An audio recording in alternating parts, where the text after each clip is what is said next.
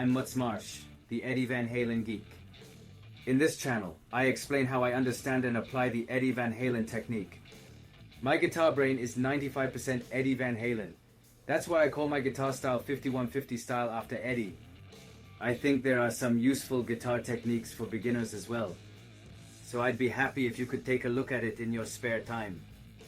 I hope you all enjoy it for this 7th installment of 5150 style. I'm going to talk about a video called Eddie Van Halen 1984 Rehearsal Jam that's been circulating on YouTube. First, look at some of it. No, listen to it.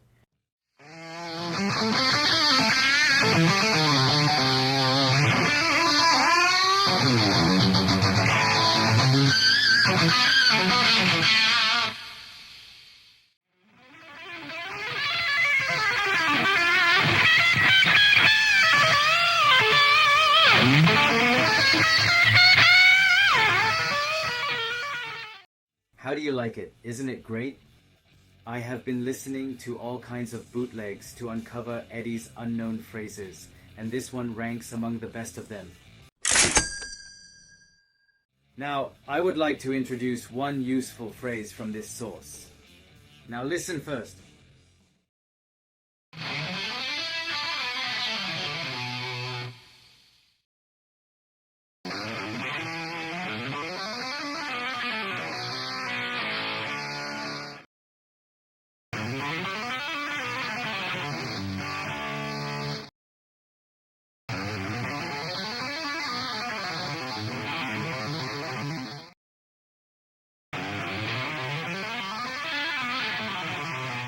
This is a own scale work that Eddie uses in A blues and A minor.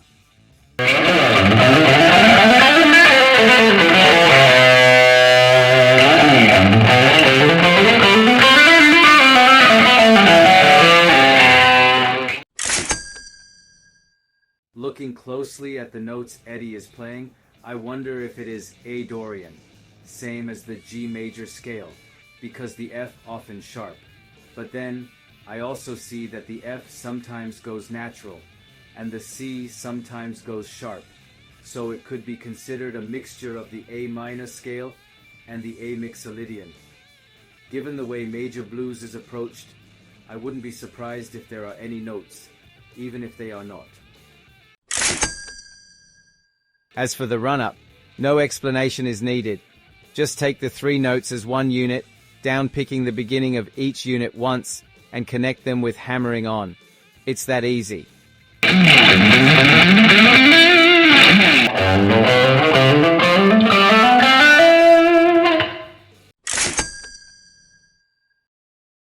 After run up to the G string 9th fret, he will turn around in his own unique way. I call this the EVH Turn. Let's call this part Part A, because it is the starting point of the rundown. There are 2 kinds of Part A. One is to go down to the G string 4th fret, and the other is to go down to the D string 7th fret. There's not much difference in nuance between the two, so you can play whichever you prefer.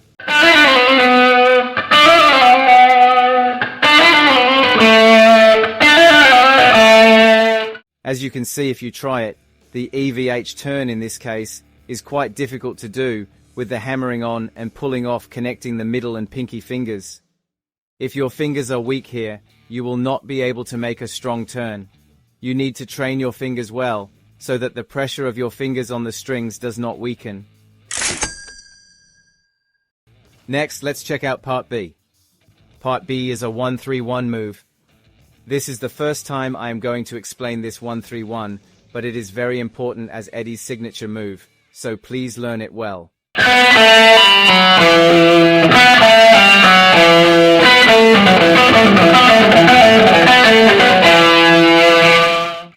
First, one note is played with up picking, followed by 3 notes with down picking, and finally one note with down picking again. It's best to play it as 2/16 plus a half beat triplet, as in the case of Girl Gone Bad.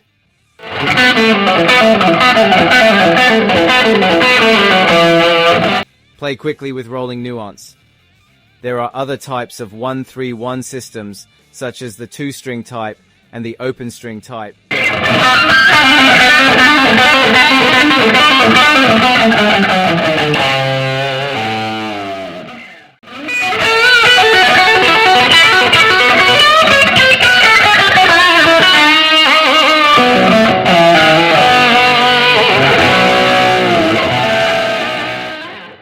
which will be explained in the next video.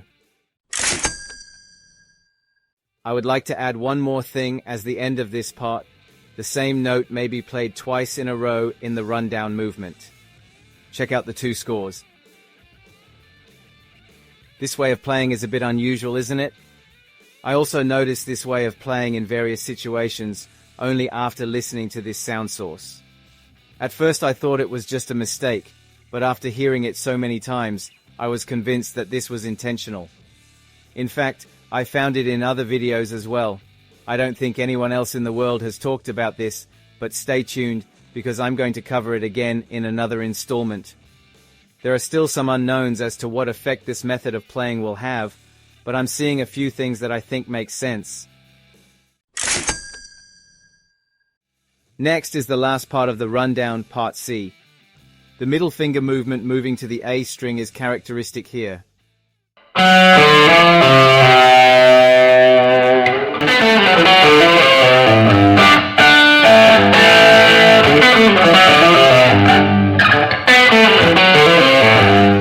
You've already practiced this move with the middle finger as the starting point in number 2.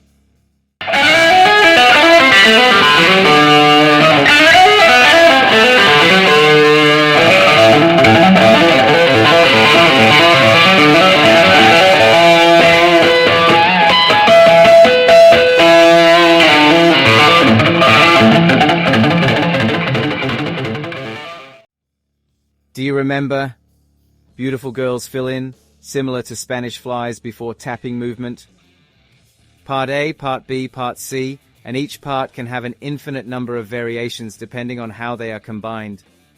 The B string and the high E string, which are not used in this time, can be used to create melodies an octave higher. You can also try to play the melody in different keys and positions to see what happens.